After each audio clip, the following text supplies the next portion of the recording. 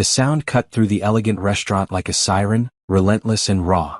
Every head turned toward the corner booth where a little girl sat screaming, her face red and wet with tears. Her father sat frozen beside her, his jaw tight, his expensive suit somehow making him look more helpless.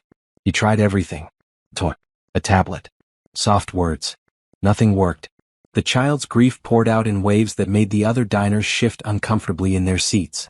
Grace Mitchell balanced 3 plates on her left arm and 2 on her right, but even she couldn't ignore the sound. It had been going on for 20 minutes now. The manager kept glancing over, clearly torn between asking the man to leave and being too afraid to approach him.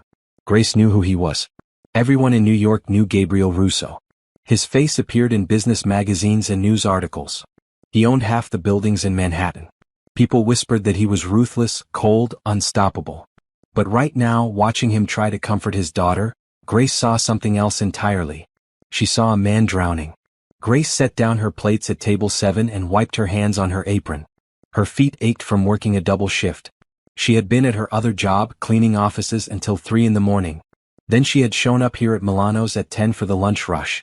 Her body screamed for rest, but her heart pulled her toward that corner booth. She had worked with children before, back when she volunteered at the community center. She recognized this kind of crying. This wasn't a tantrum. This was grief. "Grace, don't," whispered her coworker Jennifer as she passed. "That's Gabriel Russo. He'll have you fired if you bother him." Grace glanced at her manager, Tom, who stood near the kitchen door wringing his hands.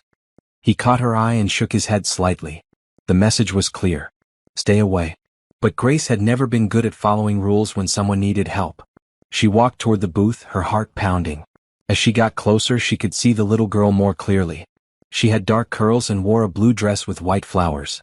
Her small hands clutched a stuffed rabbit that had seen better days. The father, Gabriel, looked up as Grace approached. His eyes were gray and exhausted. Up close, she could see the lines of stress around his mouth, the shadow of stubble on his jaw. "Sir," Grace said quietly, "I'm sorry to interrupt." "Then don't," he replied. His voice was rough, strained. Grace should have walked away. But she looked at the little girl and saw something that made her stay. The child wasn't looking at her father. She was staring past him at nothing, lost in whatever pain had swallowed her whole. "What's her name?" Grace asked. Gabriel's jaw tightened. "Sophia." "How old is she?" 3. "And I don't need." "Sophia," Grace said gently, crouching down beside the booth so she was at the child's eye level.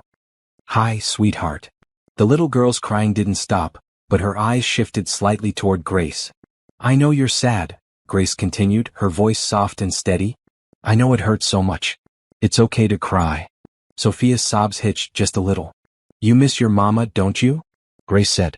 The restaurant seemed to go quiet. Gabriel's face went pale. Sophia's crying changed, became softer, more broken. "It's okay to miss her," Grace whispered. "She loved you so much. And she would want you to know that it's okay to be sad. But she would also want you to know that you're not alone. Your daddy is right here and he loves you more than anything in the whole world." Sophia's small body shook, but the screaming stopped. She looked at Grace with enormous brown eyes filled with tears. "Can I sit with you for a minute?" Grace asked. Sophia didn't answer, but she didn't say no either. Grace looked up at Gabriel, silently asking permission. He stared at her for a long moment, then gave a slight nod. Grace slid into the booth beside Sophia. She didn't touch the child, just sat there, present and calm. "My mama went away when I was little too," Grace said quietly. "I didn't understand where she went. And it made me so angry and so sad. I cried a lot, just like you." Sophia's breathing slowed. She clutched her rabbit tighter. "But you know what I learned?" Grace continued. "I learned that the people who love us never really leave. They stay in our hearts. And when we remember them, it's like they're right there with us." Sophia turned her head slightly, looking at Grace more directly now. "Your mama is in your heart," Grace said, placing a gentle hand on her own chest. "Right here. Always." A tear rolled down Sophia's cheek, but she wasn't screaming anymore. She reached out one small hand and touched Grace's arm. The gesture was so simple, so trusting, that Grace felt her own eyes sting with tears. "That's right, baby," Grace whispered. "You're okay." Gabriel sat perfectly still, watching the stranger work a miracle he couldn't manage himself. His daughter, who had been inconsolable for weeks, was finally calming down. When Sophia leaned against Grace's side, something inside him cracked open. "She just needs a mom," Grace said softly, looking up at Gabriel. Not to replace the one she lost. But she needs that kind of love. That kind of comfort. Children this age don't understand death. They just know someone is missing. And they need to feel safe again. Gabriel's throat worked as he swallowed hard. I don't know how to give her that. You're her father, Grace said. You give her everything. But maybe she needs a little extra help right now. Sophia's crying had stopped completely. She sat curled against Grace, sucking her thumb, her eyes heavy with exhaustion. Grace stroked her hair gently, instinctively. I don't even know your name, Gabriel said. Grace Mitchell. How did you do that? I just listened to what she was telling me. And I told her the truth. That it's okay to be sad. That she's loved. That's all any of us really need to hear. Gabriel looked at his daughter, then back at Grace. An idea was forming in his mind, something crazy and desperate and necessary. Do you have children of your own? He asked. No. I'm not married. I don't even have a boyfriend. I work 2 jobs and barely keep my apartment. Grace said it matter-of-factly without shame. What's your other job? I clean offices at night. Gabriel studied her. She looked tired, but there was a strength in her face that money couldn't buy. She had walked into a situation that terrified him and handled it with grace that matched her name. How much do you make in a week? He asked. Grace blinked. That's kind of personal. Answer the question. Between both jobs, about $600. Gabriel pulled out his phone and typed something quickly. Then he looked at her again. I'll pay you $5,000 a week to take care of Sophia. Grace's mouth fell open. What? Be her nanny. Live in my home.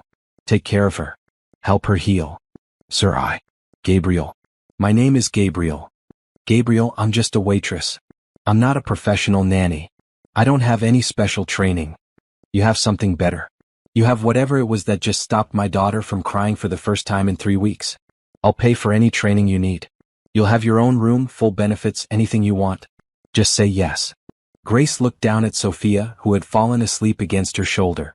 The child's face was finally peaceful. Grace thought about her tiny apartment with the broken heater. She thought about her aching feet and her empty refrigerator. She thought about how she had always wanted to help people, to make a difference. This wasn't how she had imagined it happening, but life rarely went according to plan. When would I start? She asked. Tomorrow. Grace took a deep breath. Okay. Yes. I'll do it. Gabriel's shoulders sagged with relief. He reached across the table and shook her hand. His grip was firm, warm. Thank you, he said, and his voice cracked slightly on the words. Could you walk past a crying child without trying to help? What would you have done in Grace's position? Leave a comment below and don't forget to subscribe so you never miss a story like this. Grace spent the rest of her shift in a daze. Gabriel gave her his business card and told her to come to his building at 9 the next morning. He carried Sophia out of the restaurant, the little girl still sleeping in his arms. Other diners stared, whispered. Grace ignored them. She finished her tables, collected her tips, and told Tom she was quitting. He tried to convince her to stay, but she just smiled and shook her head. This was happening.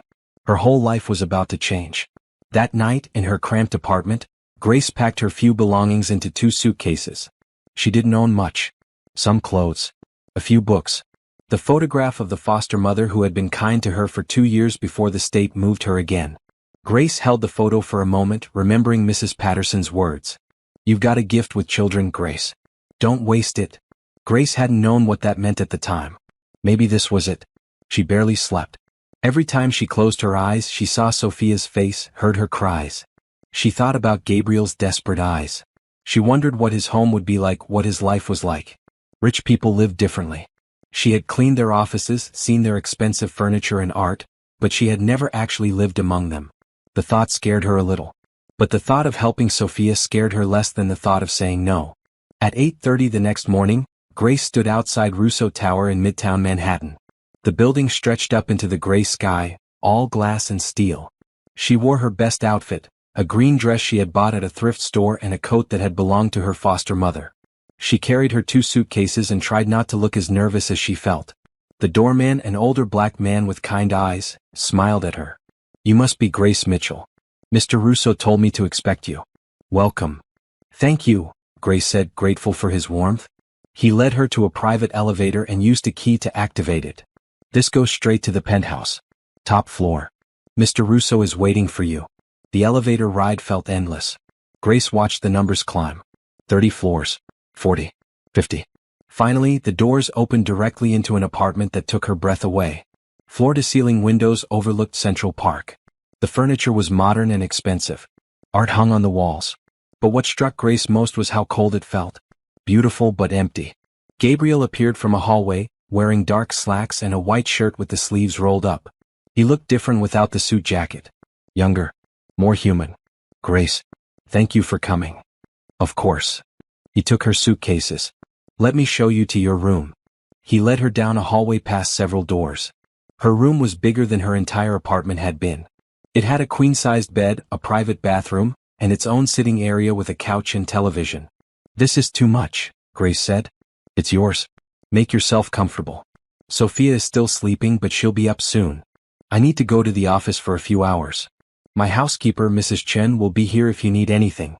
She usually comes in around 10. Wait, Grace said. You're leaving me alone with Sophia? Already? You're her nanny now. And she trusts you. Yesterday proved that. Gabriel hesitated, then added, I trust you too. I don't trust easily, but I watched you with my daughter. I know you'll take care of her. He left before Grace could respond. She stood in the middle of her new room, feeling overwhelmed. Then she heard it. A small cry from down the hall. Sophia was awake. Grace followed the sound to a bedroom decorated in soft pinks and whites. Sophia sat up in her bed, clutching her rabbit, tears already forming in her eyes. Hey, sweetheart, Grace said softly from the doorway. Remember me? I'm Grace. Sophia stared at her, recognition dawning in her eyes. Your daddy had to go to work, but he'll be back soon. How about you and me have some breakfast? Sophia didn't answer, but she climbed out of bed and walked over to Grace, reaching up her arms. Grace's heart melted. She picked up the little girl and held her close. It's going to be okay, Grace whispered. We're going to be okay. The first week passed in a blur of new routines and small victories. Grace learned that Sophia liked pancakes shaped like animals and hated having her hair brushed. She learned that the little girl slept with 3 stuffed animals, always arranged in the same order, and that she had nightmares almost every night. Grace would hear her crying and would rush to her room, holding her until she calmed down. Sometimes it took 5 minutes. Sometimes it took an hour. Grace never complained. Mrs. Chen, the housekeeper, turned out to be a woman in her 60s with gray hair and a no-nonsense attitude. At first, she watched Grace with suspicion, as if expecting her to fail. But by the 3rd day, when she found Grace on the floor playing blocks with Sophia, both of them laughing, her expression softened. You're good for her, Mrs. Chen said. I haven't heard her laugh like that since before Mrs. Russo passed. Tell me about her, Grace said later, when Sophia was napping. About Isabel. Mrs. Chen poured them both tea and sat at the kitchen table. She was beautiful. Elegant. She came from old money, one of those families that has been rich for generations. But she wasn't snobbish. She was kind. She loved Mr. Russo fiercely, and when Sophia was born, that girl became her whole world. What happened to her? Car accident. 6 months ago. She was driving home from a charity event. A drunk driver crossed the center line. Mrs. Chen's eyes filled with tears. Mr. Russo hasn't been the same since. He works all the time now. I think it's easier for him than being here, surrounded by memories. Grace understood. Grief made people do strange things. She had seen it in foster homes, in the children who acted out or withdrew completely. Gabriel was no different. He just hid his pain behind expensive suits and board meetings. Gabriel came home late every night. He would look in on Sophia, who was always asleep by then, and then disappear into his study. Sometimes Grace would see light under his door at 2 a.m. She wanted to knock to tell him he needed rest, but she didn't dare. He was her employer, not her friend. But things began to shift during the 2nd week. Grace established a routine with Sophia. They woke up at 7, had breakfast, and then spent the morning playing or reading. After lunch and a nap, they would go to the park if the weather was nice. Grace taught Sophia new words, simple songs, how to count to 20. The little girl was smart and soaked up everything like a sponge. One afternoon they were in the park, feeding ducks by the pond, when Sophia suddenly said, Mama liked ducks. Grace's heart clenched. Did she? Sophia nodded. We came here. Me and Mama. We gave them bread. That's a beautiful memory, Grace said gently. You can tell me about your mama anytime you want. I would love to hear about her. Sophia looked up at her with those big brown eyes. She had yellow hair. And she smelled like flowers. She sounds wonderful. She's in heaven now. Daddy said. That's right. Are you going to heaven too? The question hit Grace like a punch. Not for a very long time, sweetheart. I'm going to stay right here with you. Promise? Grace pulled Sophia into a hug. I promise. That evening, Gabriel came home at 6 instead of 10. Grace was in the kitchen helping Mrs. Chin prepare dinner. Sophia was at the table coloring a picture of ducks. Daddy! Sophia shrieked, running to him. Gabriel caught her, lifting her up. His face transformed when he smiled at his daughter. All the hardness melted away, leaving only love. What did you do today, princess? We fed the ducks. Grace says I can tell her about Mama anytime I want. Gabriel's eyes found Grace over Sophia's head. Something passed between them, understanding and gratitude. That's right, he said. Mama would like that. He set Sophia down and walked over to where Grace stood by the counter. Thank you, he said quietly. For what? For not making her forget. Some people think children should just move on. But Isabel was her mother. She deserves to be remembered. Of course she does. Gabriel studied her face for a moment as if trying to figure her out. Stay for dinner. Please. I'd like to hear about your week. It wasn't a request. It wasn't quite a command either. It was something in between, and Grace found herself nodding. They ate together at the dining table, something Gabriel admitted he hadn't done since Isabel died. Sophia chattered about her day, showing her father the duck picture. Gabriel listened with complete attention, asking questions, praising her artwork. Grace watched him and saw the man behind the CEO. The father who loved his daughter more than anything. After Sophia went to bed, Gabriel asked Grace to join him in the living room. She sat on the couch while he poured himself a drink and stood by the window, looking out at the city lights. I need to know more about you, he said. I hired you on instinct, which isn't like me. But if you're going to be part of Sophia's life, I should know your story. Grace had expected this. What do you want to know? Everything. Start from the beginning. So she told him. About being born to a teenage mother who couldn't care for her. About the foster system that had been her only family. About kind homes and cruel ones, about moving every year or two, never staying long enough to put down roots. About aging out of the system at 18 with no money and no support. About working her way through community college while waiting tables. About dropping out when she couldn't afford tuition. About the years of just surviving one day at a time. Gabriel listened without interrupting. When she finished, he was quiet for a long moment. You could have become bitter, he said finally. Most people would have. I thought about it. But bitterness doesn't change anything. It just makes you smaller. How did you learn to be so wise? Grace laughed softly. I'm not wise. I just know what it feels like to hurt. And I don't want anyone else to feel that way if I can help it. Especially not a 3-year-old girl who just lost her mother. Gabriel set down his glass and came to sit beside her on the couch. Not too close, but close enough that she could smell his cologne, something expensive and subtle. Isabel would have liked you, he said. She believed in kindness above everything else. She used to say that in a world this hard, choosing to be kind was the bravest thing you could do. She sounds like she was an incredible person. She was. Gabriel's voice roughened. And I don't know how to live without her. I throw myself into work because at least there I know what I'm doing. But when I'm here in this apartment, I see her everywhere. I hear her voice. And it kills me that Sophia is growing up without her. Sophia isn't growing up without love, Grace said firmly. You love her. That's what matters. Is it enough? Love is always enough. Everything else we figure out as we go. Gabriel looked at her, really looked at her, and Grace felt something shift in the air between them. It wasn't attraction, not yet. It was recognition.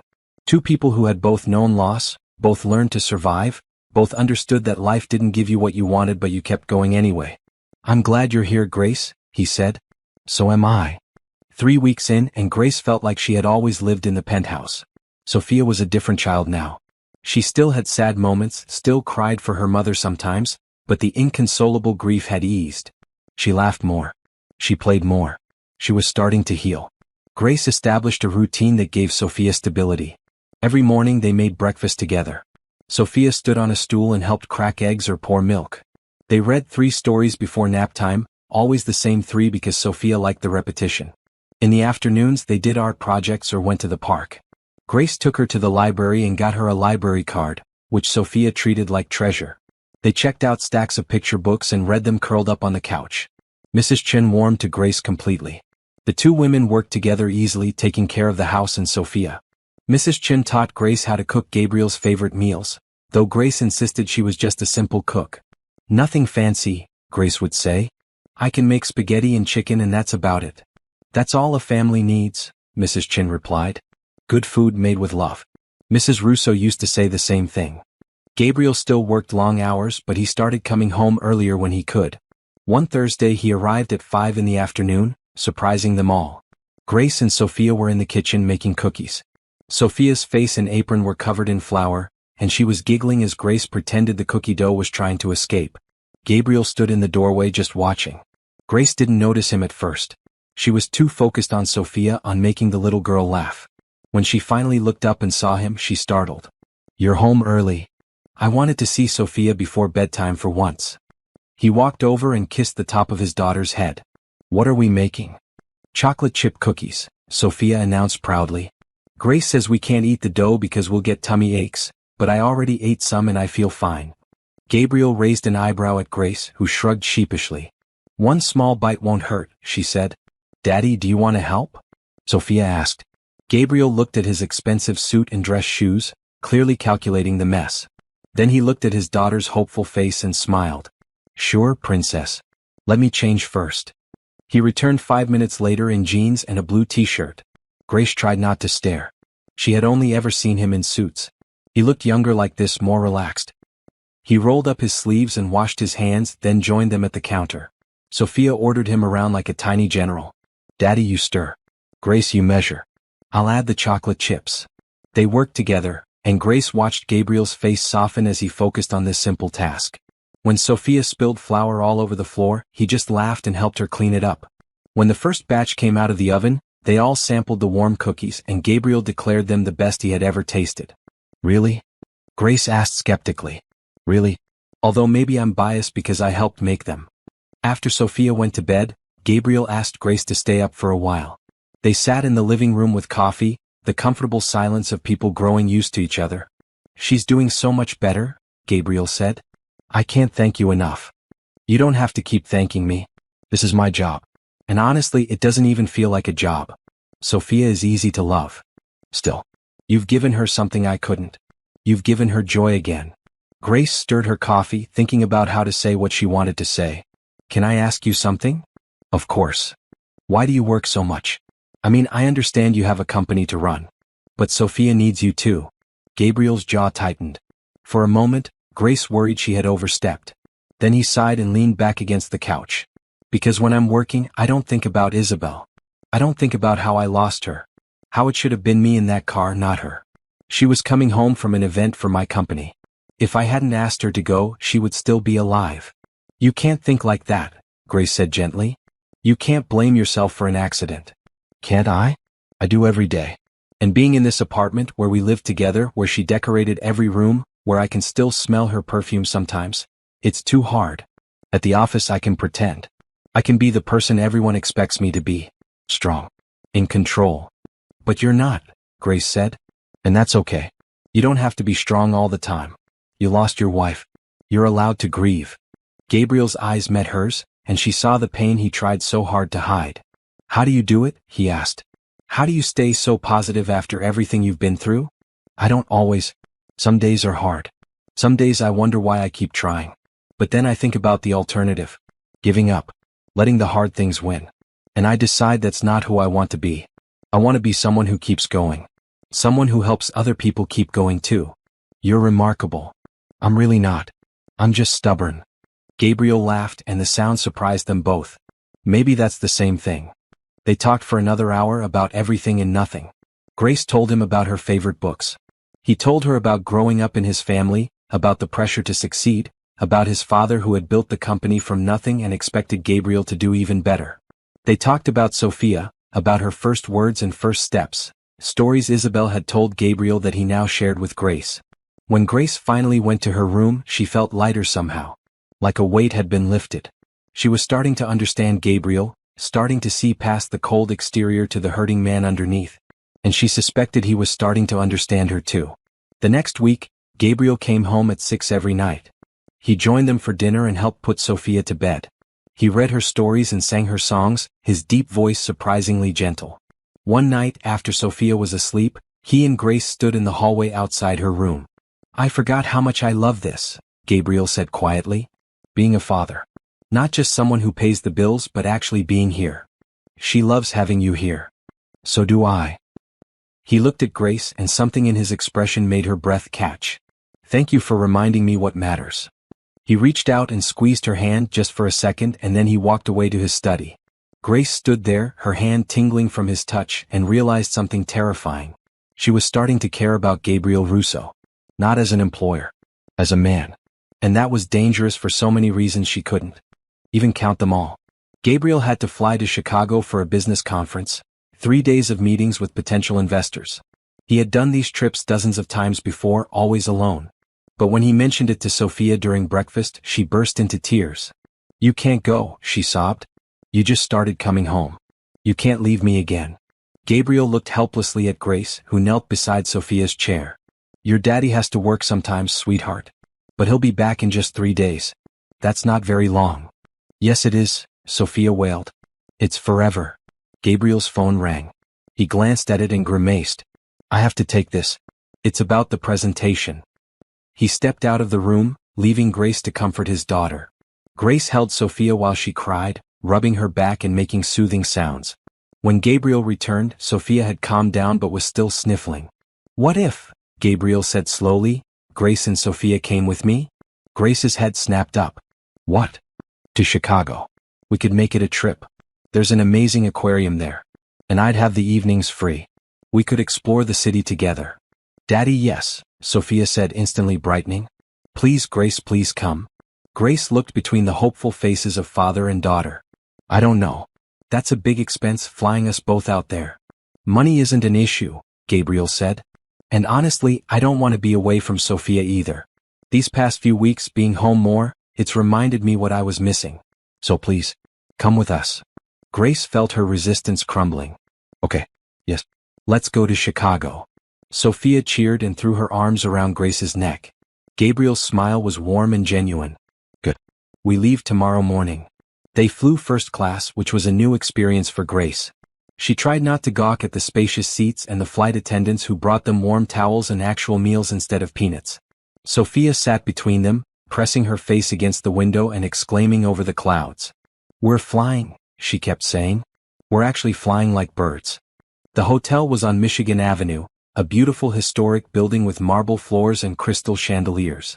Their suite had 3 bedrooms, a living room, and a view of Lake Michigan that made Grace catch her breath. Sophia ran from room to room, exploring everything while Gabriel checked his phone and responded to emails. "The meetings start in 2 hours, he told Grace. "There's a kids' club in the hotel if you want to." "We'll be fine," Grace said. "We'll explore the neighborhood.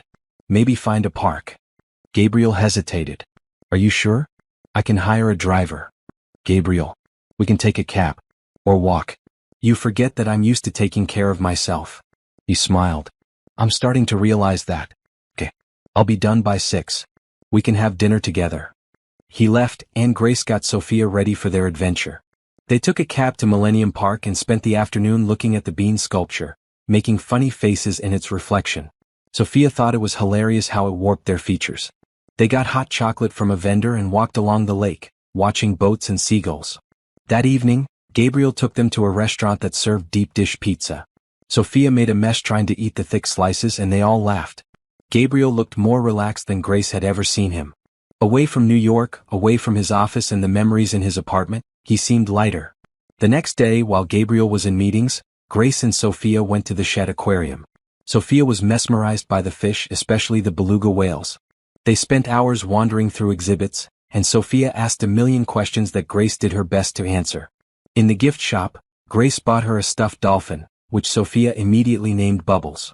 That afternoon they walked along Navy Pier, rode the Ferris wheel and ate cotton candy.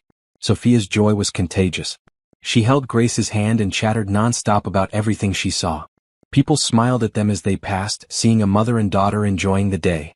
Grace didn't correct them. Felt too good. Back at the hotel, Sophia was exhausted.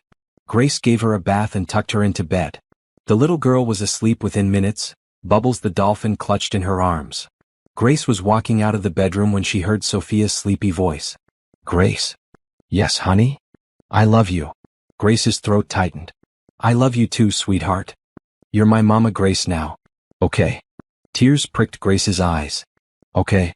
She closed the door quietly and stood in the hallway, overwhelmed. Mama Grace. The words filled her with a joy so fierce it scared her. This child, this beautiful little girl who had lost so much, was choosing to love her, trusting her. And Grace realized she would do anything to protect that trust. Gabriel came back an hour later, looking tired but satisfied. The meetings went well. We should have the funding we need for the expansion. He glanced around. Where's Sophia? Asleep. She had a big day. They sat on the couch in the living room and Grace told him about the aquarium and Navy Pier. Gabriel listened with a smile. I should have been there, he said. I should have seen her face when she saw the whales. You'll see it next time. And she knows you're working to take care of her. She's proud of you. Is she? Of course. She talks about you all the time. My daddy builds buildings. My daddy is important. She thinks you're a superhero. Gabriel laughed softly. I'm far from that. To her you are. They sat in comfortable silence for a while. The hotel room was quiet except for the distant sound of traffic outside. Grace felt the strangeness of the situation. Here she was, in Chicago, sitting with a billionaire, talking like they were old friends. A month ago, she had been serving tables and cleaning offices. Life changed fast when you let it. Can I tell you something? Gabriel said. Of course. When Isabel died, I thought my life was over. Not literally, but in every way that mattered. I thought I would just go through the motions, work and take care of Sophia, and that would be it. No happiness. No connection. Just survival. He turned to look at her. But these past few weeks, you've shown me that there can be more. That life doesn't end when you lose someone. It just changes. And maybe that's okay. Grace's heart pounded. I'm glad you're finding your way back. I couldn't have done it without you. He reached over and took her hand, lacing his fingers through hers. You've given me and Sophia a gift. Oh, I didn't think I'd feel that again. Grace squeezed his hand, unable to speak. They sat there, hands linked, and something unspoken passed between them. Something that felt like a promise. The next morning was Gabriel's last day of meetings. He left early and Grace and Sophia had a lazy breakfast in the hotel room, ordering room service and eating pancakes in their pajamas. Around noon Gabriel called.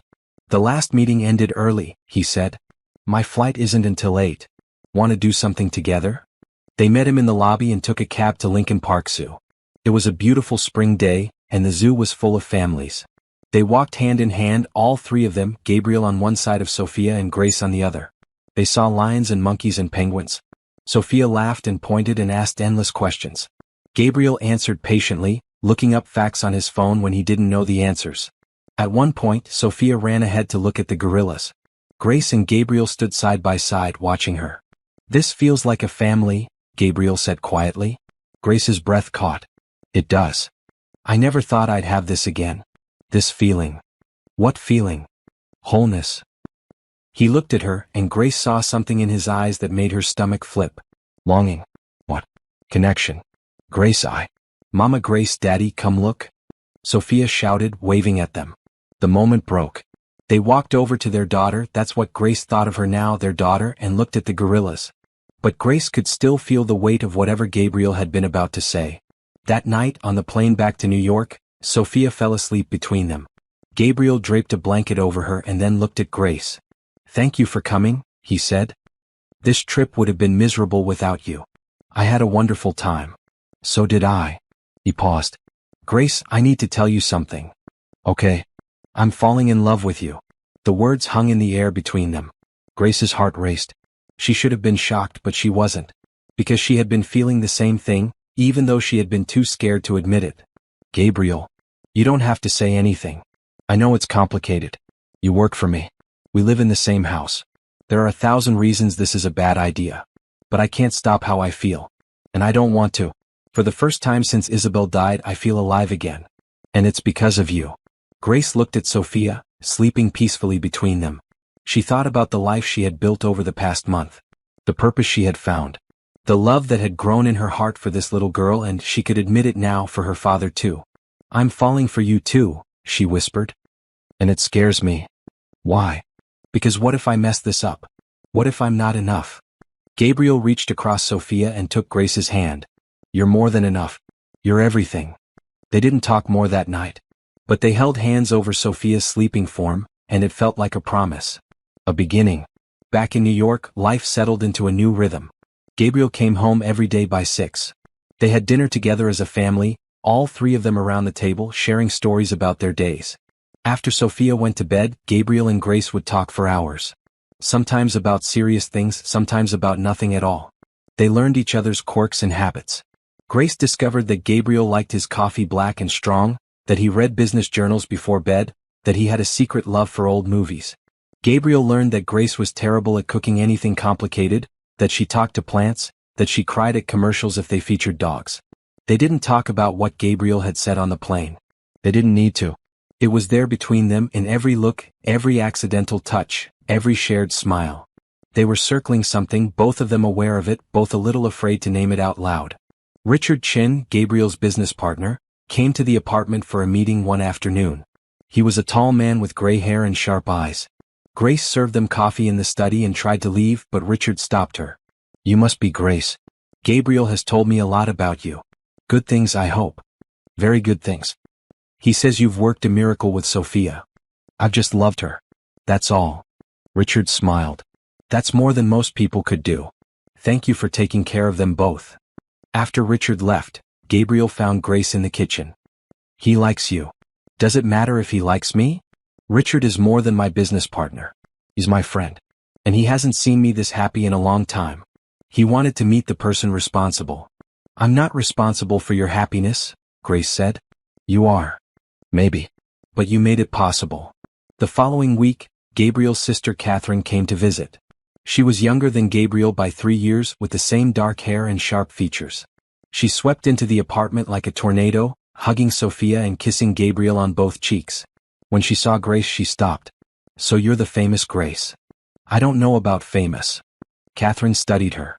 My brother talks about you constantly. Grace did this. Grace said that. Grace is amazing. I had to come see for myself.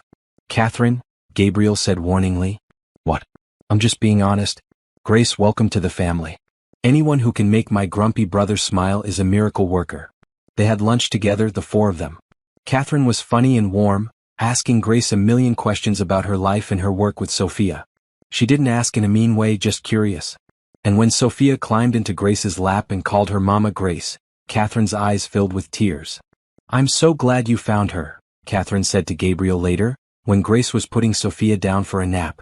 Isabel would have wanted this for you. For Sophia to have someone who loves her. For you to be happy again. I know, Gabriel said quietly. That evening after Catherine left, Gabriel asked Grace to walk with him. They bundled Sophia up and took her to Central Park. The little girl ran ahead, chasing pigeons and laughing. Gabriel and Grace walked slowly behind her. My sister really does like you, Gabriel said. I like her too. She said something before she left. She said that life is too short to waste time being afraid. Grace glanced at him. What are you afraid of? Losing someone else I love. Opening my heart and having it broken again. That's a fair fear. But it's not fair to you. Or to Sophia.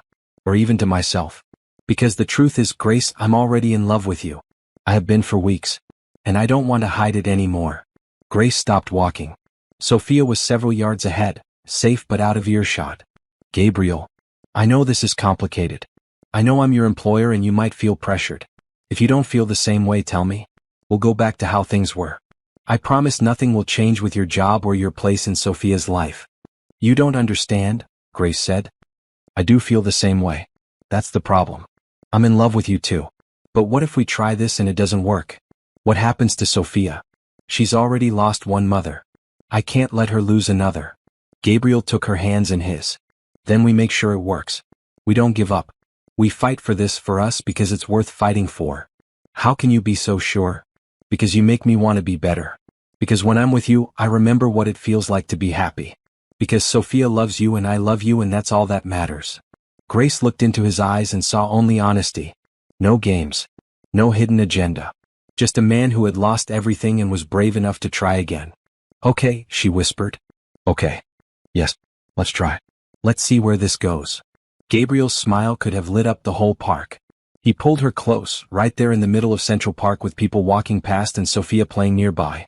He cupped her face in his hands and kissed her, gentle and sweet and full of promise.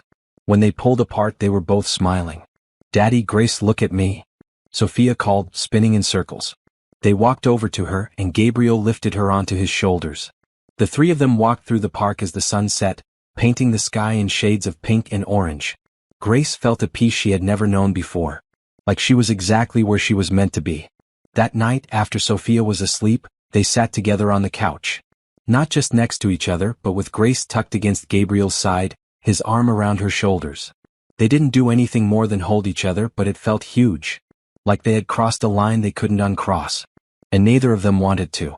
"Tell me something," Gabriel said. "Tell me a dream you have. Something you've always wanted." Grace thought about it. "I want a family. I know that's simple. But growing up the way I did, moving from place to place, never having anyone who was really mine. I just want to belong somewhere. To people. You belong here. With us." "Do I?" "Yes. Completely."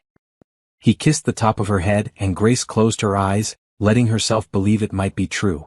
The next few weeks were the happiest Grace had ever known. She and Gabriel were careful around Sophia, not wanting to confuse her. But when the little girl was asleep, they would sit together and talk and kiss and dream about the future. They talked about taking a real vacation, just the three of them. They talked about Gabriel cutting back his hours even more. They talked about what it would mean for Grace to be more than just the nanny. They didn't use the word marriage, not yet, but it hung in the air between them, full of possibility. One evening, Gabriel came home with a box tied with a ribbon. "For you," he said, handing it to Grace. She opened it carefully. Inside was a beautiful necklace, a delicate gold chain with a small diamond pendant. "Gabriel, this is too much. It's not nearly enough. But I wanted you to have something that showed how much you mean to me." She let him fasten it around her neck. The pendant settled just above her heart. When she looked in the mirror, she barely recognized herself. This woman with the pretty necklace and the smile, this woman who looked happy, was she really Grace Mitchell from the foster system? Was she really the girl who had cleaned offices for minimum wage? "What are you thinking?" Gabriel asked, coming up behind her. "That my life feels like a fairy tale. And I'm scared I'm going to wake up." He turned her to face him. "This is real. I'm real. What we have is real. And I'm not going anywhere." He kissed her, slow and deep, and Grace let herself believe him. Let herself hope. Because hope, she was learning, was not something to be afraid of. Hope was what carried you through. Hope was what made tomorrow possible. Gabriel had been planning this weekend for 2 weeks. He wanted it to be perfect, a chance for the three of them to get away from the city and just be together. His family owned an estate in the Hamptons, a beautiful property right on the ocean that had been in the Russo family for 3 generations. He hadn't been there since before Isabel died. But it was time. Time to make new memories instead of just living in the shadow of old ones. They drove out on a Friday afternoon, Sophia chattering excitedly in the backseat about seeing the ocean. Grace sat in the passenger seat, watching the scenery change from city to suburbs to beach towns. Gabriel kept glancing over at her, wanting to see her reaction when they pulled up to the house. It didn't disappoint. The estate sat on 5 acres overlooking the Atlantic. The house was a sprawling white structure with columns and terraces and huge windows that caught the sun. There was a pool, a tennis court, and a path that led directly down to a private beach. "This is your house?" Grace asked, her voice small. "My family's house. But yes. Do you like it?" "Gabriel, it's beautiful. It's like something from a magazine." Sophia was already unbuckled and running toward the beach path. "Can we go swimming? Please, please, please?" "Let's get settled first," Gabriel said. "Then we'll hit the beach." The inside of the house was just as impressive as the outside. Hardwood floors, high ceilings, furniture that looked both expensive and comfortable. The housekeeper, Mrs. Martinez, greeted them warmly. She had worked for the Russo family for decades and remembered Gabriel as a boy. "It's good to see you here again, Mr. Gabriel. And this must be little Sophia. My goodness, you look just like your mother." Sophia beamed at the compliment. Grace saw Gabriel's face tighten slightly at the mention of Isabel, but he recovered quickly.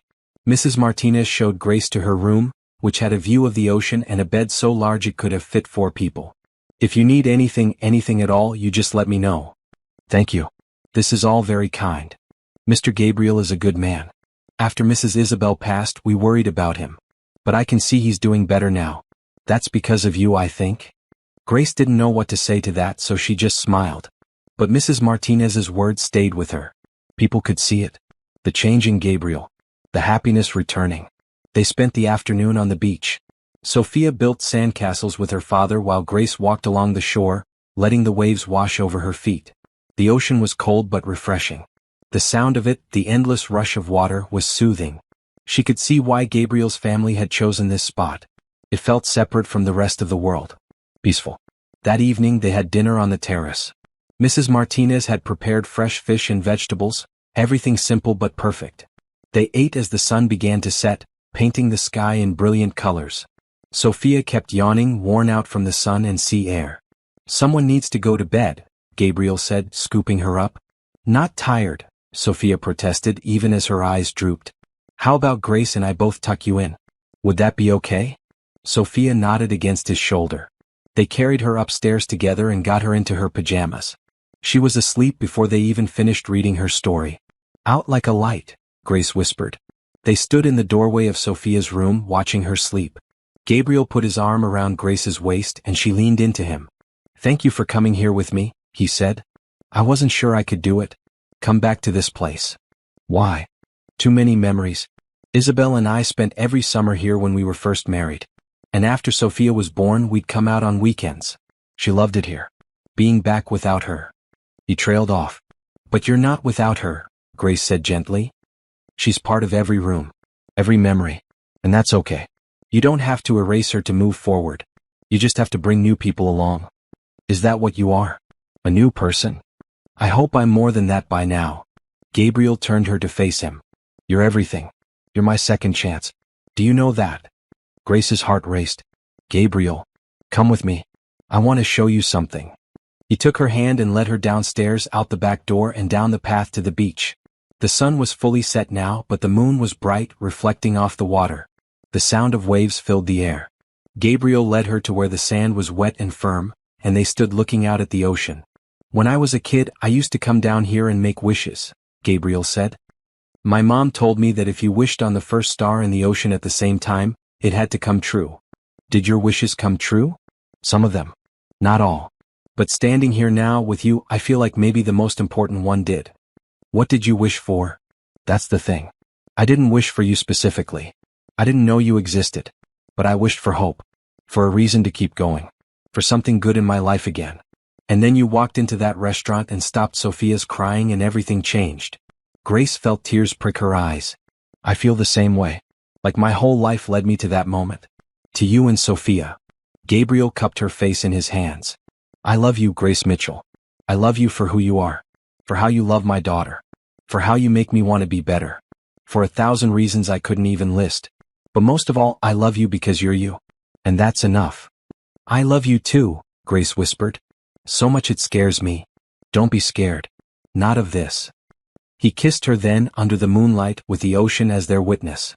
This kiss was different from the one in the park. That one had been sweet and hopeful. This one was deeper, full of promise and passion and commitment. Grace wrapped her arms around his neck and Gabriel pulled her close, and for those moments, nothing else existed but them. When they finally pulled apart, they were both breathing hard. Gabriel rested his forehead against hers. "Stay with me," he said. "Not just tonight. Not just this weekend. Stay with me and Sophia. Be part of our family. Not as an employee. As someone I love. As someone who belongs." "Are you sure?" "I've never been more sure of anything." Grace thought about the life she had imagined for herself. Small and safe and alone. And then she thought about this life, the one unfolding before her. Big and scary and full of love. There was no contest. "Yes," she said. "I'll stay. For as long as you want me. Forever, then. That's how long I want you." They walked back to the house hand in hand. At the top of the stairs, Gabriel stopped. "Your room or mine?" Grace's heart pounded. "I think, maybe we should wait. Until we're sure. Until we've figured this out." "Are you saying you're not sure?" "I'm saying I want to do this right. For Sophia. For us. I don't want to rush." Gabriel nodded slowly. "You're right. As much as I want to be with you right now, you're right. We should take this slow."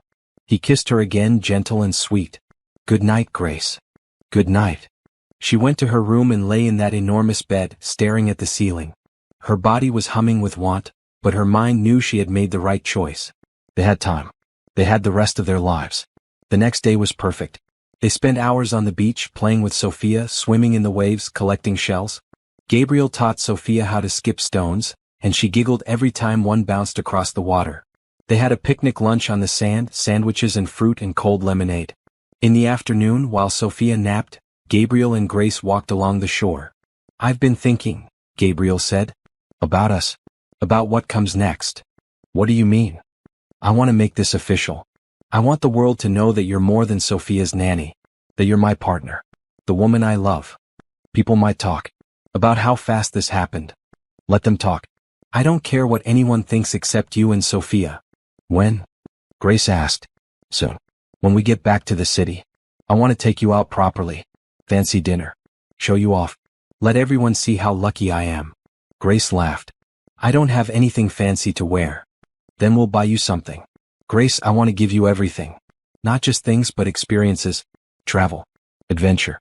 A life you deserve. I don't need fancy things. I just need you and Sophia." "I know. That's why I love you." That evening, they sat on the terrace after Sophia went to bed. Gabriel had opened a bottle of wine, and they sipped it while watching the stars come out. Grace wore her necklace, the one Gabriel had given her, and it caught the light every time she moved. "I have something for you," Gabriel said. He pulled a small box from his pocket and Grace's breath caught. "Gabriel, it's not what you think. Not yet. But I want you to have this." He opened the box. Inside was a key on a silver chain. "It's to the apartment," he explained. "And to this house. And to anywhere else we go. I want you to know that you have a place. That you belong. That you're not just a guest in my life. You're home." Grace took the key, her hands shaking. "Thank you. Will you wear it?" She nodded, and he fastened the chain around her neck. The key settled next to the diamond pendant, two symbols of belonging. "I'm going to marry you someday," Gabriel said quietly. "When you're ready. When the time is right. But I need you to know that's where this is going. I'm not playing games. I'm not just having fun. I'm building a life with you." "I want that too," Grace said. "More than anything." They sat together until late, talking about their dreams. Gabriel wanted to take Sophia to Europe, show her all the places he had traveled for business. Grace wanted to finish her degree someday, maybe become a teacher. They talked about giving Sophia siblings, about growing old together, about all the ordinary and extraordinary days ahead of them. When they finally went inside, Gabriel walked Grace to her door. They kissed goodnight, long and slow, neither wanting to let go. "I love you," he whispered against her lips. "I love you too." Grace went to bed that night feeling like the luckiest person alive. She had gone from having nothing to having everything. A man who loved her. A child who needed her. A future that stretched out bright and full of possibility. And for the first time in her life, she wasn't afraid of losing it. She was just grateful to have it. If you're loving Grace and Gabriel's story, please subscribe and hit the notification bell so you don't miss what happens next. This is where things get intense. They returned to New York on Sunday evening, all three of them sun-kissed and happy. Sophia fell asleep in the car on the way from the Hamptons, worn out from the weekend. Gabriel carried her up to the apartment while Grace brought their bags. The city felt different now, less overwhelming. It felt like home. Monday morning, Gabriel left early for the office. He had a meeting with potential investors, something he had been working on for months. Grace got Sophia ready for her preschool, a small, exclusive program that met 3 mornings a week. Sophia had started attending a month ago and she loved it. She talked constantly about her teacher, Miss Amber, and her friends, particularly a little boy named Jacob. Grace walked Sophia to the school, which was only 4 blocks from the apartment. It was a beautiful morning, spring finally arriving in full force. Trees were blooming and people seemed happier, lighter. Grace waited until Sophia was safely inside, then started walking back home. She had a whole day ahead of her to run errands, clean the apartment, maybe read for pleasure for the first time in weeks. She was halfway home when her phone rang. A known number. She almost didn't answer, but something made her pick up. "Hello? Is this Grace Mitchell?" A man's voice, smooth and cold. "Yes. Who is this?" "A friend. I wanted to congratulate you on your new position. Nanny to Gabriel Russo's daughter. That's quite an accomplishment for someone like you." Grace stopped walking. "Who is this?" "Like I said, a friend. I'm just calling to give you some advice. Be careful. Gabriel Russo has enemies. People who would love to see him hurt. And the easiest way to hurt a man like that is through the people he loves. His daughter. His girlfriend? Is that what you are?" Grace's blood ran cold. If you're threatening Sophia. I'm not threatening anyone. I'm just pointing out facts. A 3-year-old child is very vulnerable. Accidents happen. People get hurt. It would be terrible if something happened to sweet little Sophia. Or to you for that matter. You should think about that. Maybe reconsider your position in Gabriel's life. Who are you? Grace demanded. But the line was already dead. She stood on the sidewalk, her hands shaking. Was this real? Was someone actually threatening Sophia? Or was it just some sick prank? She wanted to believe it was nothing. But the man's voice had been too calm, too certain. This was real. She called Gabriel immediately. He was in his meeting, but when his assistant said it was Grace and that it was urgent, he took the call. What's wrong? Grace told him about the phone call, trying to keep her voice steady. Gabriel listened without interrupting, but she could hear his breathing change, hear the anger building. Where are you right now? Walking back from Sophia's school. Go straight home. Lock the door. Don't open it for anyone except me. I'm coming right now. Your meeting. This is more important. Go home, Grace. Now. She practically ran the rest of the way. Inside the apartment, she locked the door and stood in the living room, her heart pounding. Who would threaten a child? What kind of monster did that? Gabriel arrived 20 minutes later with 2 other men. One was Richard Chin, his business partner. The other was someone Grace had never seen, a tall man with gray hair and cold eyes. Grace, this is Thomas Reed. He handles security for my company. Thomas shook her hand. Tell me exactly what the caller said. Every word you can remember. Grace repeated the conversation as precisely as she could. Thomas typed notes on his phone, his expression never changing. We'll trace the number, he said when she finished. But my guess is it was a burner phone. Whoever this is, they're smart enough not to leave an obvious trail. Who would do this? Grace asked. Gabriel and Richard exchanged a look. Finally, Gabriel said, I have a rival. Vincent Torres. He's been trying to buy out my company for years and I've refused every offer. Recently he's gotten more aggressive. Hostile takeover attempts. Spreading rumors. Trying to tank our stock price. You think he would threaten a child? I think he would do anything to win. He's ruthless. Then what do? We increase security, Thomas said. I'll have people watching the apartment, the school, anywhere you and Sophia go. You won't see them, but they'll be there. I don't want Sophia scared, Grace said. She won't even know. My people are professionals. Gabriel pulled Grace aside while Thomas and Richard talked logistics. I'm so sorry. I never thought. I should have warned you. Should have protected you better. This isn't your fault. Yes, it is. You're in danger because of me. Sophia is in danger because of me. Stop. We'll figure this out. Together. That's what you said, right? We don't give up. We fight. Gabriel hugged her tightly. I love you. And I swear to you I will keep you both safe. Over the next few days their lives changed. Grace couldn't see the security people, but she knew they were there.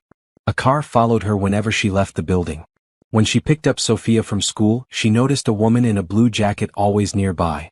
The apartment building suddenly had new doormen she didn't recognize, men with military bearing who checked everyone who entered. Gabriel barely slept. He worked around the clock, trying to find evidence against Vincent Torres that would stand up in court. He met with lawyers, with Richard, with Thomas. He came home exhausted every night, but he always made time to kiss Sophia goodnight and to hold Grace. I hate this, she said one evening after Sophia was asleep. They sat on the couch, Grace curled against Gabriel's side. I hate that we have to be afraid. It won't last forever. Vincent will make a mistake. They always do. What if he doesn't? What if he actually tries something? Then my people will stop him. Grace, I have the best security team in the city. Nothing is going to happen to you or Sophia. How can you be so sure? Because I won't allow anything else. You two are my world. I will protect you with everything I have. Grace wanted to believe him. But the fear sat in her stomach like a stone. Every time her phone rang, she jumped. Every time someone walked too close to her on the street, she tensed. This wasn't how she wanted to live.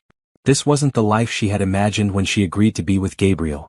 But then she would look at Sophia, sweet Sophia who called her Mama Grace and held her hand and trusted her completely. And she would know she couldn't leave. Couldn't abandon this child just because things got hard. Love meant staying. Love meant fighting. So that's what she would do. A week after the threatening phone call, Grace was at the park with Sophia when a man approached them. He was well dressed, probably in his 50s, with slick back hair and an expensive watch. Grace immediately tensed, her hand tightening on Sophia's. Grace Mitchell? The man said, smiling. Who's asking? My name is Vincent Torres. I believe Gabriel has mentioned me. Grace's blood turned to ice. She pulled Sophia closer, the little girl sensing something wrong and pressing against her leg. Stay away from us, Grace said, her voice shaking but firm. I'm not here to hurt anyone. I just want to talk. You seem like a smart woman. A reasonable woman. And I think you're making a mistake. I don't want to hear this. Gabriel Russo is not the man you think he is. He's ruthless. Cold. He destroys anyone who gets in his way. I've seen it happen to competitors, to business partners, even to friends. And now you're in his crosshairs. You and that little girl. You're the one who called me. Who threatened us. Vincent held up his hands. I never threatened anyone. I simply pointed out facts. Gabriel has enemies. Dangerous people. And by associating with him, you put yourself and Sophia at risk. But it doesn't have to be that way. What do you want? I want you to leave. Take a generous payment from me and start over somewhere else. New city, new life. You deserve better than being caught in the middle of Gabriel's war. Grace stared at him. You think I would abandon Sophia? That I would take money to leave a child? I think you're a survivor. And survivors know when to walk away. Then you don't know anything about me. I'm not leaving. And if you come near us again, I'll make sure Gabriel knows. I'll make sure everyone knows what kind of man you are. Vincent's smile faded. That would be unwise. Is that a threat? It's advice. But I can see you're determined to learn the hard way. Good luck, Miss Mitchell. You're going to need it. He walked away and Grace stood there shaking. Sophia tugged on her hand. Mama Grace? Who was that man? Nobody, sweetheart. Just somebody who was confused. She pulled out her phone and called Thomas Reed immediately. He arrived at the park in under 10 minutes with 2 other security people. Grace recounted the conversation while Sophia played on the swings, oblivious. He approached you in public. That's bold, Thomas said. Also stupid. We have cameras all over this park. We got the whole thing on video. Is that enough to do something? It's a start. Combined with other evidence we're gathering, it might be enough to get law enforcement involved. Gabriel was furious when he found out. He paced the living room that evening, his face dark with anger. He approached you. He spoke to Sophia. I should have. Should have what? Grace asked gently. You can't be everywhere at once. And I'm okay. We're okay. This ends now. I don't care what it costs. I'm going to bury him. Gabriel, violence isn't the answer. I'm not talking about violence. I'm talking about using every legal tool I have to destroy his business, his reputation, everything. He went after my family. He doesn't get to walk away from that. Grace had never seen this side of Gabriel before. The cold, calculating businessman everyone whispered about. It should have scared her. But instead she felt strangely comforted. This man would protect them. He would do whatever it took. Over the next few days things moved quickly. Gabriel's lawyers filed restraining orders. Thomas's team gathered evidence of Vincent's illegal business practices, things that had nothing to do with Gabriel but would interest prosecutors. Richard worked his contacts in the business community, making sure everyone knew what Vincent had done. Threatening a child was beyond the pale, even in the cutthroat world of New York business. Vincent fought back. Stories appeared in tabloids about Gabriel's relationship with Grace, questioning whether it was appropriate for him to date his daughter's nanny. Someone leaked photos of them together, implying scandal. Grace tried to ignore it, but it was hard. Strangers recognized her on the street. Some were kind, others judgmental. I'm ruining your reputation, Grace said to Gabriel one night. I don't care about my reputation. I care about you. People are saying terrible things. People always say terrible things. The only opinions that matter are ours. And Sophia's. Everyone else can think whatever they want. Catherine called to check on them. Are you holding up okay? As well as can be expected, Grace said. Gabriel is handling most of it. That's my brother. He's like a bulldog when someone threatens his family. But Grace, I want you to know something. Whatever the tabloids say, whatever rumors are flying around, I'm on your side. You're good for Gabriel and Sophia. Anyone with eyes can see that. Thank you. That means a lot. And Vincent Torres is an idiot. He has no idea who he's messing with. Gabriel might seem calm on the surface, but when you threaten his family, he becomes someone else entirely. Vincent is going to regret this. Catherine was right. 2 weeks after Vincent approached Grace in the park, federal investigators raided his offices. Apparently, Thomas's team had uncovered evidence of securities fraud, tax evasion, and bribing government officials. Things that had nothing to do with Gabriel but were serious crimes nonetheless. Vincent was arrested that evening. The news showed him being led out of his building in handcuffs, his face pale and shocked. Gabriel watched the broadcast with grim satisfaction. "It's over," he said. "He won't be bothering us again." "How did you know about all his illegal activities?" Grace asked. "I didn't. But I paid people to look. When you shine a light on someone who operates in the shadows, you usually find things they'd rather keep hidden." Vincent made his fortune by cutting corners and breaking rules. It was only a matter of time before he got caught. "You sound almost sorry for him." "I'm not. He threatened my daughter. He scared the woman I love. He doesn't deserve sympathy." Grace understood. She didn't feel sorry for Vincent either. He had made his choices and now he was facing consequences. With the threat gone, life slowly returned to normal. The security team scaled back, though they didn't disappear entirely. Gabriel said they would always have some protection just to be safe. Grace didn't argue. After everything that had happened, she appreciated the extra safety.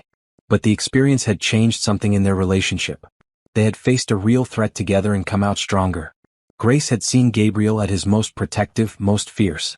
And Gabriel had seen Grace refuse to run, refuse to be intimidated, even when she was scared.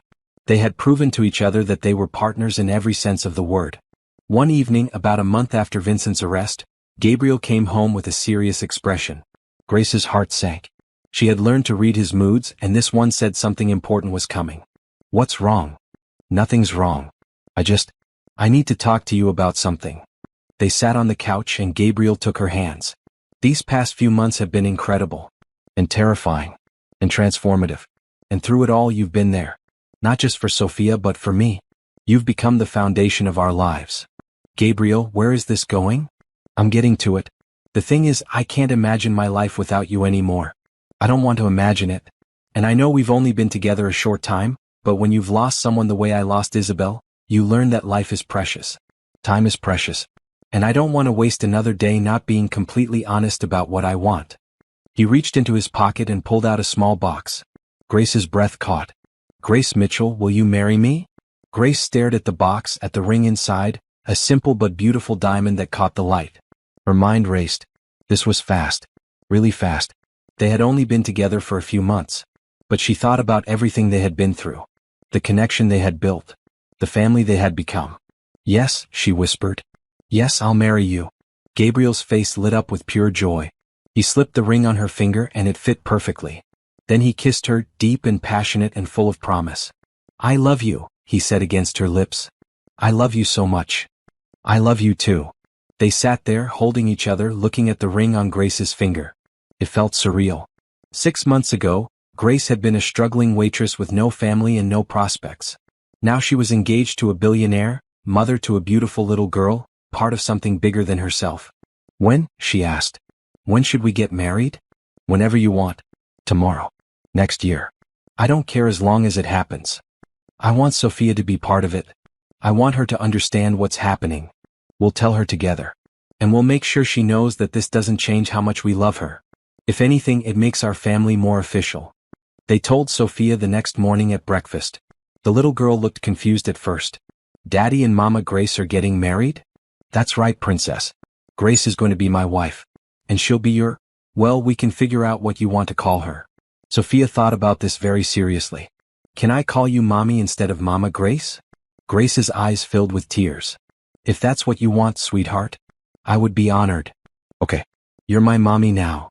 Sophia went back to eating her pancakes as if they had just discussed the weather. But Grace and Gabriel looked at each other over her head, both of them emotional. They were really doing this. Building a family. Starting over. Choosing love.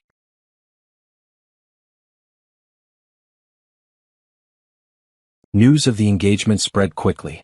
Gabriel didn't make a formal announcement, but in his world, people noticed things. The ring on Grace's finger. The way they looked at each other. Catherine called to congratulate them and immediately started planning an engagement party. Richard sent flowers. Even Mrs. Chen teared up when she heard the news.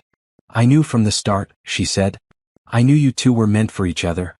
But not everyone was happy. Grace's phone started ringing with numbers she didn't recognize. Reporters wanted interviews. Magazines wanted photo shoots. Everyone wanted a piece of their story. The waitress who caught a billionaire's heart. Grace hated the way they framed it, like she had been hunting for a rich husband. Like what she and Gabriel had wasn't real. Gabriel hired a publicist to handle the media requests.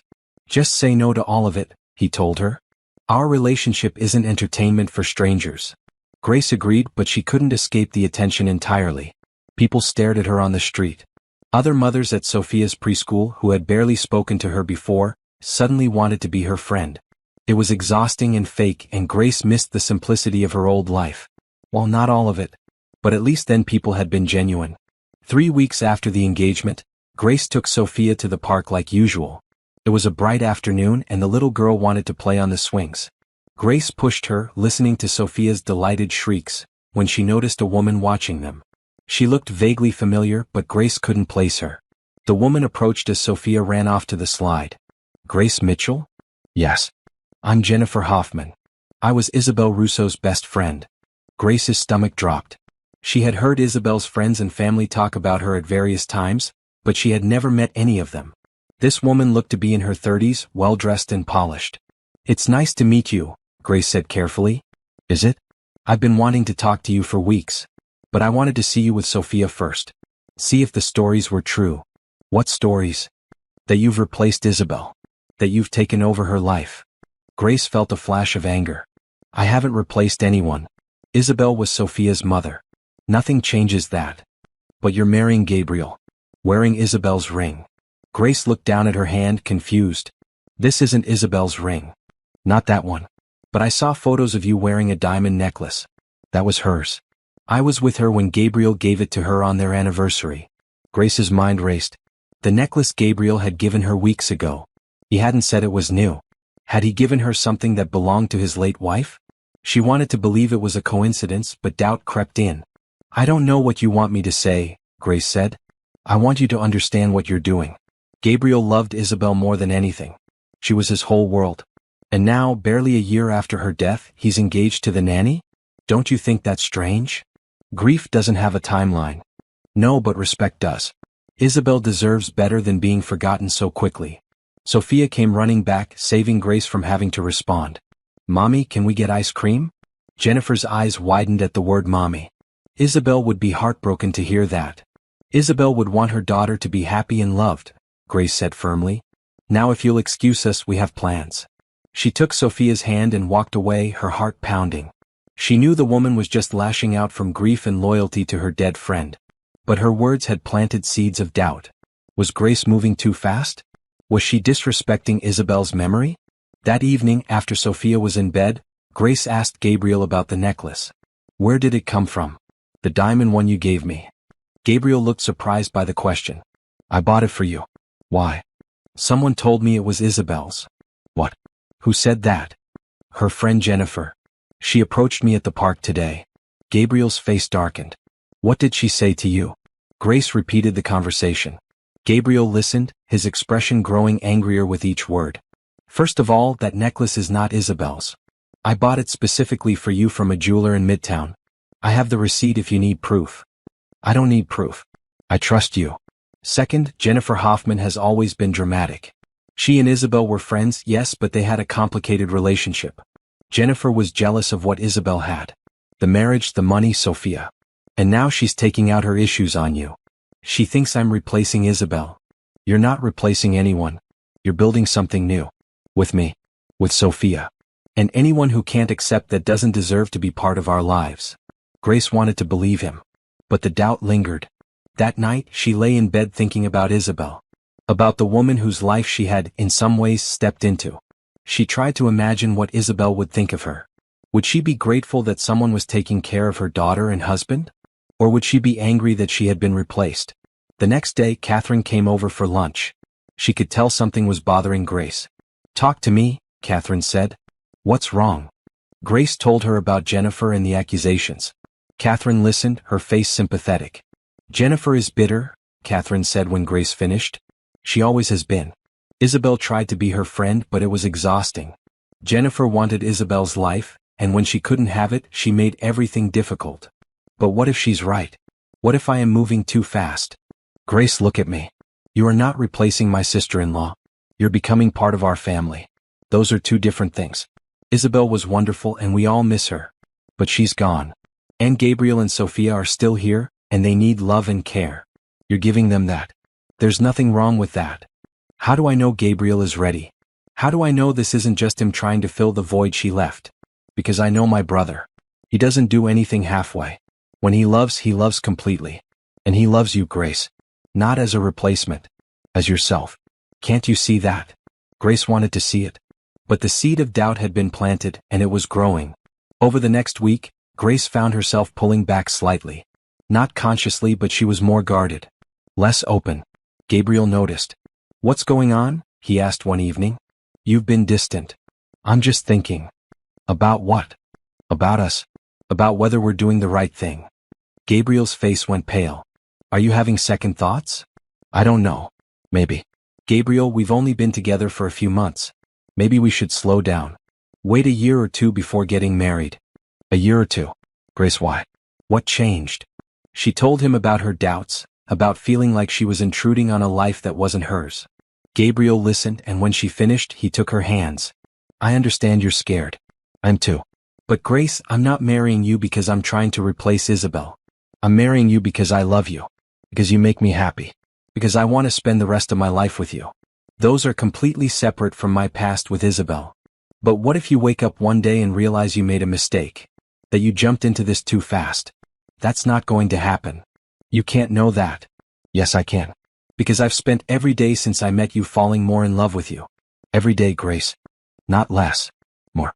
And I know the difference between loving someone because they're convenient and loving someone because they're essential. You're essential. Grace felt tears on her cheeks. I'm scared. I know. But don't let fear rob us of this. Don't let other people's opinions make you doubt what we have. He pulled her into his arms, and Grace let herself be held. She wanted to believe him. She wanted to trust that this was real and lasting. But the fear remained, a small voice in the back of her mind whispering that she didn't deserve this, that it would all fall apart. The breakthrough came unexpectedly. Grace was cleaning out a closet in the guest room, organizing things that had been shoved in there randomly, when she found a box labeled, Isabel, Personal. She hesitated, knowing she probably shouldn't open it. But curiosity won out. Inside were journals, dozens of them. Isabel had apparently kept a diary for years. Grace picked one up, dated 2 years before Isabel's death. She flipped through pages of daily life, nothing too personal. Then she found an entry that mentioned her. Well, not her specifically. But it was about Gabriel and Sophia in the future. Isabel had written about her fears that if something happened to her, Gabriel would shut down emotionally. That he would throw himself into work and forget to live. She wrote about hoping he would find someone else someday, someone who could love Sophia the way she deserved. I want him to be happy, Isabel had written. Even if that means being with someone else. Especially if it means being with someone else.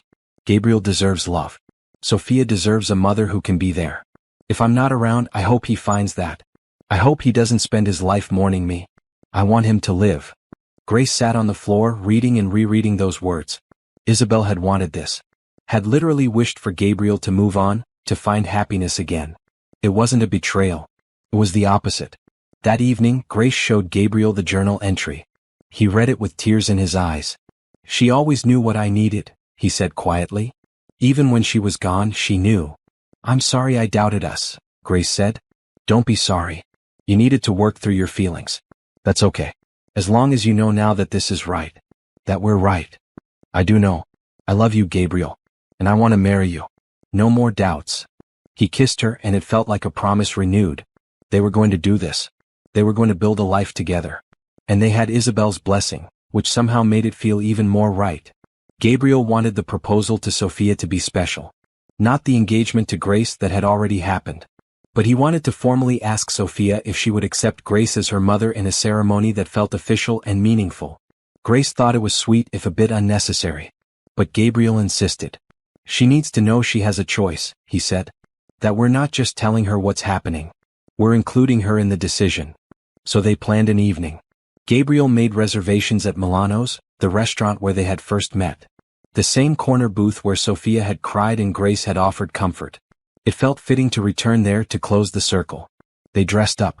Sophia wore a red dress with white trim that made her look like a little princess. Grace wore a green dress that Gabriel had bought for her, simple but elegant. Gabriel wore a suit, looking every inch the powerful CEO. But when he looked at his daughter and his fiancée, his expression was nothing but soft. The restaurant manager recognized them immediately and led them to their booth. The same booth. Sophia bounced in her seat, excited to be at a fancy restaurant. "Why are we here, Daddy?" "Because this is where our family started. This is where I met Grace. And tonight is special." They ordered dinner, and Sophia talked non-stop about her day at preschool, about a picture she had painted, about how Jacob had shared his cookies with her at snack time. Grace and Gabriel listened, both smiling. This child had brought so much joy into their lives. After dessert arrived, 3 slices of chocolate cake, Gabriel cleared his throat. "Sophia, princess, I need to talk to you about something important."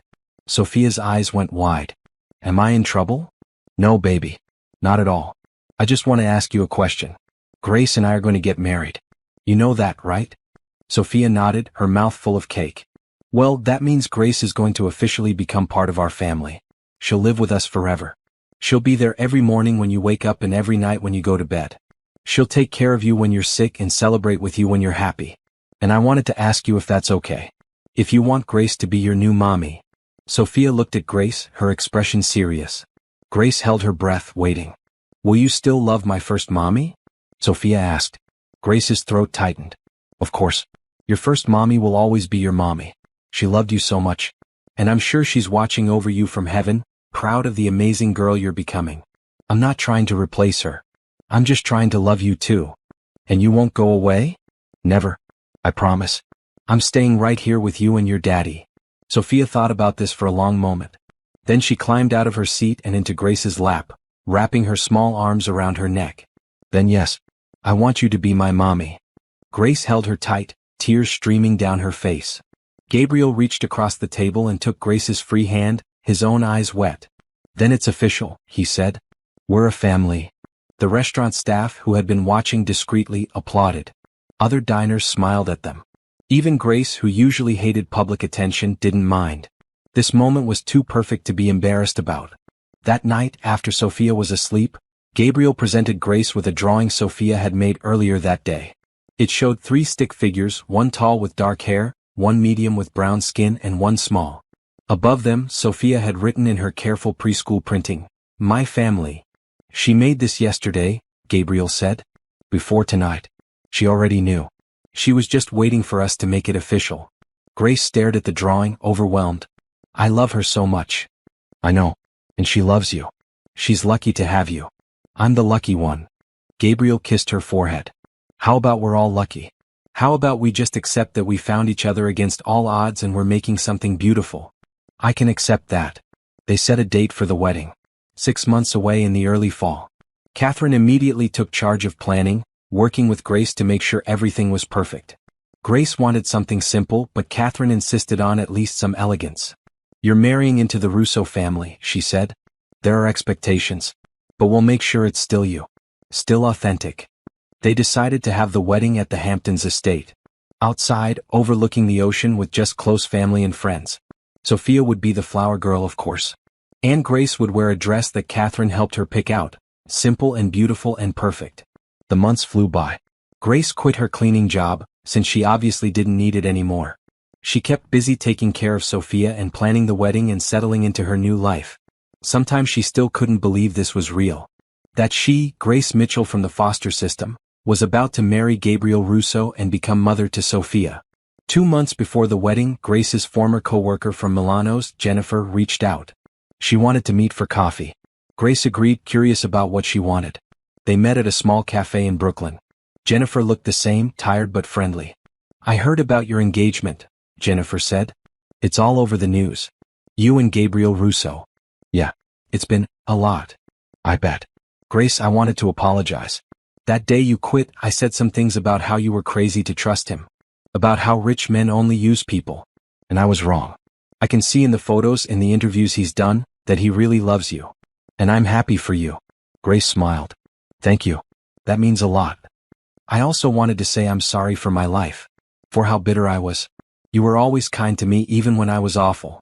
And I never appreciated it. You weren't awful. You were just tired. We all were. Maybe. But you stayed kind anyway. That's the difference between us. They talked for another hour, catching up on life. Jennifer was still waiting tables but had started taking online classes, working toward a degree. Grace encouraged her, told her she believed in her. When they parted, Jennifer hugged her tight. "You're going to be a beautiful bride," Jennifer said. "And that little girl is lucky to have you." Grace went home feeling light. She had worried that her old life and new life couldn't coexist, that she would have to choose. But maybe she didn't. Maybe she could carry the best parts of who she had been into who she was becoming. A month before the wedding, Gabriel's mother came to visit. Grace had been nervous about meeting her. Mrs. Russo was old money, sophisticated, everything Grace wasn't. But when she arrived at the apartment, she pulled Grace into a warm hug. "Finally, I get to meet the woman who saved my son and granddaughter. Thank you, dear. Thank you for bringing light back into their lives." Mrs. Russo stayed for a week and Grace grew to love her. She was kind and funny with a sharp wit and a generous heart. She told stories about Gabriel as a boy, about Isabel, about the family history. She made Grace feel like she belonged. "You're going to be wonderful for this family," Mrs. Russo said on her last evening there. "I know some people might have doubts. You come from a different world than we do. But that doesn't matter. What matters is that you love my son and my granddaughter. Everything else is just details. I do love them. More than anything. I know. I can see it in your eyes when you look at them. That's real love. Not the fairy tale kind, but the everyday kind. The kind that lasts." The final month before the wedding was chaos. Dress fittings and flower selections and seating charts. Grace tried to stay calm, but there was so much to do. Gabriel helped when he could, but he was also dealing with a major business acquisition that demanded his attention. Catherine picked up the slack, handling details that Grace didn't even know needed handling. A week before the wedding, they had the rehearsal dinner at the Hamptons' house. Close family and friends only. Richard was there, serving as Gabriel's best man. Catherine was Grace's maid of honor. Mrs. Russo gave a toast that made everyone cry. Sophia sat on Grace's lap through the whole dinner, playing with Grace's engagement ring and chattering about how excited she was to wear her flower girl dress. "You're going to be the most beautiful bride," Sophia whispered. "And then you'll really be my mommy forever." "I'm already your mommy forever," Grace whispered back. "The wedding is just the party to celebrate it." That night, Grace couldn't sleep. She stood on the terrace of the guest room looking out at the ocean. Tomorrow her life would change completely. She would become Grace Russo. Wife. Mother. Part of a family she had helped create. It was everything she had ever wanted and nothing she had ever expected. "Can't sleep either?" Gabriel's voice came from behind her. She turned to find him standing in the doorway wearing pajama pants and a t-shirt. "I thought we weren't supposed to see each other before the wedding." "Bad luck. It's not midnight yet. We're safe for another hour." He came to stand beside her. "Are you nervous?" "Terrified. Happy. Excited. All of it." "Me too. But mostly I'm grateful. For you. For this second chance. For everything." "I love you," Grace said. "I love you too. Tomorrow I get to stand in front of everyone we care about and promise to love you forever." "And Grace?" "That's the easiest promise I'll ever make." They stood together, watching the moonlight on the water, holding hands. And Grace felt, for the first time in her entire life, completely at peace. This was where she belonged. This was home. Grace woke on her wedding day to sunshine streaming through the windows and Catherine shaking her gently. "Wake up, bride. We have a lot to do." The morning was a blur of activity. Hair and makeup artists arrived, transforming the guest room into a salon. Catherine and Mrs. Russo fussed over Grace, making sure every detail was perfect. Sophia sat in a small chair, getting her hair curled, taking the whole thing very seriously. "I have to look pretty for Mommy's wedding," she declared. The photographer captured everything, moments that would become memories. Grace in her robe, laughing with Catherine. Sophia trying on her flower crown and spinning in circles. Mrs. Russo wiping away tears as she helped Grace into her dress. The dress was simple but stunning. Ivory silk that fell in soft waves to the floor. Cap sleeves and a modest neckline. Nothing too fancy, nothing too plain. Just right. Grace looked at herself in the mirror and almost didn't recognize the woman staring back. She looked happy. She looked loved. "You're beautiful," Catherine said, her voice thick with emotion. "Gabriel is going to lose his mind when he sees you." They walked down to where the ceremony would take place. Chairs had been set up on the lawn overlooking the ocean. White flowers decorated everything. The sun was bright, the breeze perfect. It looked like something from a magazine. Guests had already started arriving. Grace recognized some faces from Gabriel's business world, others from his family. Her own guests were fewer. Jennifer from the restaurant. A few former foster siblings she had tracked down. Mrs. Patterson, the kind foster mother who had believed in her. Not many but enough. People who had shaped her, who had helped her become who she was. The music started. Sophia went first, dropping flower petals with intense concentration. Then Catherine, smiling brilliantly. And then Grace, walking alone down the aisle. She had no father to give her away, no family to hand her off. But she didn't need that. She was giving herself to this new life, this new family. And that was enough. Gabriel stood at the altar, and when he saw her, his face transformed. Pure joy, pure love. He mouthed, "You're beautiful," and Grace had to blink back tears. The ceremony was short and sweet. They exchanged traditional vows, promising to love and honor and cherish.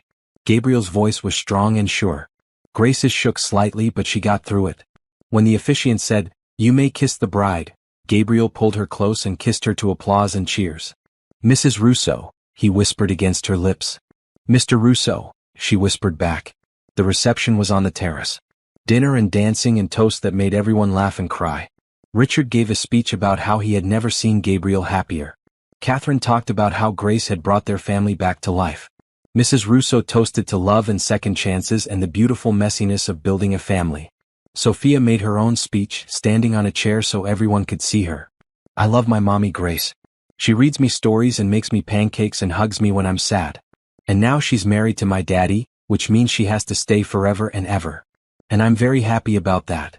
Everyone applauded and Sophia beamed. Grace picked her up and held her tight, this little girl who had changed everything. As the evening wore on, guests danced and mingled. The sun set in brilliant colors, painting the sky orange and pink. Grace danced with Gabriel, their first dance as husband and wife, and felt like she was floating. "Happy?" Gabriel asked. "More than I ever thought possible." "Me too. This is just the beginning, Grace. We have our whole lives ahead of us." "I know. And I can't wait." Later, when most guests had left or gone inside, Grace found herself alone on the beach. She had kicked off her shoes and stood with her feet in the sand, looking out at the dark ocean. She heard footsteps behind her and turned to see Mrs. Patterson, her former foster mother. "Beautiful wedding, dear. Thank you for coming. It meant everything to have you here. I wouldn't have missed it. Grace, I want you to know how proud I am of you. You could have become bitter and hard. But you chose kindness instead. And look where it led you. I got lucky. No. You worked hard. You stayed open to love even when love had been hard to find. That's not luck. That's courage." Mrs. Patterson hugged her and Grace held on tight. This woman had shown her, even briefly, what family could look like. And now Grace had created her own family. Gabriel found her a few minutes later. "There you are. I've been looking everywhere. Just needed a moment. Taking it all in. Can I join you?" "Always." They stood together, listening to the waves. Grace thought about the journey that had brought her here. From foster care to struggling waitress to nanny to wife. It seemed impossible. But it had happened. She had happened. "What are you thinking about?" Gabriel asked. "About that day in the restaurant. When Sophia was crying and I had no idea what I was doing. I just wanted to help her." "You did help her. You helped both of us." "I know. But I'm also thinking about how easily I could have walked past. Could have minded my own business. And none of this would have happened. But you didn't walk past.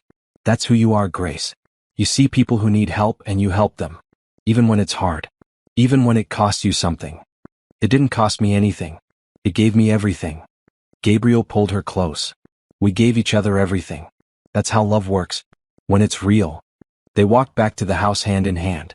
Sophia was asleep on the couch in the living room, still in her flower girl dress. Gabriel carried her up to bed while Grace followed. They tucked her in together, their daughter, their little girl who had brought them together. "Good night, princess," Gabriel whispered. "Good night, sweet Sophia," Grace added. In their own room, Grace changed out of her wedding dress carefully. She would save it, maybe pass it down to Sophia someday. She put on comfortable clothes and sat on the bed, exhausted but happy. Gabriel joined her, and they lay together in the darkness, talking quietly about the day. About funny moments and touching ones. About how perfect it had been. "I have something for you," Gabriel said. He reached into the nightstand and pulled out an envelope. A wedding gift. Grace opened it. Inside were legal documents. She scanned them, confused at first. Then she understood. Gabriel had set up a college fund for her. A full scholarship essentially to any school she wanted to attend. Gabriel, this is too much. No, it's not. You told me once you wanted to finish your degree. Maybe become a teacher. This makes that possible. You can go to school while Sophia is in preschool. Or wait until she's older. Whatever you want. But the opportunity is there. Grace felt tears streaming down her face. What? Why would you do this? Because you deserve it. Because you're smart and capable and you should have the chance to pursue your dreams. Because I love you and I want you to have everything you want. She kissed him, pouring all her gratitude and love into it. Thank you. For this. For everything. For seeing me. Always, Grace. Always. They fell asleep wrapped in each other's arms, the sound of the ocean in the distance. And Grace dreamed of the future. Of finishing school, of teaching children, of watching Sophia grow up. Of growing old with Gabriel, facing whatever came together. Of the family they had built from broken pieces. 6 months later, Grace stood in front of a classroom for the first time. She had enrolled in an online degree program, working toward her teaching certificate. And the university had arranged for her to do observation hours at a local elementary school. She was nervous watching the teacher work with second graders, remembering what it felt like to be that age. Lost and confused and looking for someone to see her. After class, a little girl approached her. Are you going to be a teacher? I hope so, Grace said. Someday. You should. You look nice. Like someone who would listen. Grace smiled. Thank you. That's the kind of teacher I want to be. That evening, she came home to find Gabriel and Sophia in the kitchen, attempting to make dinner. Or rather, making a huge mess while trying to make dinner. Flour covered the counters. A pot had boiled over. Sophia was laughing hysterically. What happened here? Grace asked. We tried to surprise you with dinner, Gabriel said sheepishly. It didn't go well. I can see that. But we had fun, Sophia added. Daddy let me crack the eggs all by myself. Grace looked at them, her husband and her daughter, covered in flour and grinning. This was her life now. Messy and chaotic and absolutely perfect. How about we order pizza instead? She suggested. Best idea all day, Gabriel agreed. They cleaned up the kitchen together, all three of them. Sophia chattered about her day at school, about the new friend she had made, about the song they had learned. Gabriel told them about a meeting that had gone well, about an expansion his company was planning. Grace shared about her observation hours, about the little girl who had said she looked like someone who would listen. After dinner, after Sophia was in bed, Grace and Gabriel sat on the couch with coffee. It was their routine now, this quiet time at the end of the day. Time to reconnect, to talk, to just be together. I love our life, Grace said. So do I. Sometimes I still can't believe it's real. That I get to have this. Believe it? You've earned it. Every bit of it. Grace leaned against him, content. She thought about the girl she had been, the one who never had a home. And she thought about the woman she had become, the one who had built a home from nothing but hope and love. Life wasn't perfect. There were still hard days. Still moments of doubt or fear. Still challenges to face. But they faced them together as a family. And that made all the difference. What are you thinking about? Gabriel asked. About how kindness changed my life. I showed kindness to Sophia that day in the restaurant. And it led to all of this. Kindness and hope and love. Those are your superpowers. Grace laughed. I don't have superpowers. You do. You have the power to see people. To help them heal. To make them believe in second chances. If that's not a superpower, I don't know what is. Grace kissed him softly. Then we both have superpowers. Because you gave me a second chance too. You saw me when I was invisible to everyone else. I'll always see you, Grace. Always. They sat together as the city lights sparkled outside the windows. Inside, their home was warm and safe and full of love. Sophia slept peacefully in her room, dreaming whatever dreams 3-year-olds dream. And Grace and Gabriel held each other, two people who had lost everything and found it all again. This was their story. Not a fairy tale, but something better. Something real. A story about choosing love even when it's scary. About building family in unexpected places. About second chances and hope and the courage to keep going. And it was just the beginning. Years from now, Grace would tell Sophia about that day in the restaurant. About how sometimes the smallest act of kindness can change everything. About how love finds you when you're brave enough to be open to it. About how family isn't always the one you're born into, but the one you choose and build and fight for. And Sophia would understand. Because she would grow up knowing what it means to be loved completely. To be seen. To belong. And she would carry that knowledge with her, passing it on to her own children someday. But for now, in this moment, they were exactly where they needed to be. Together. A family. Home.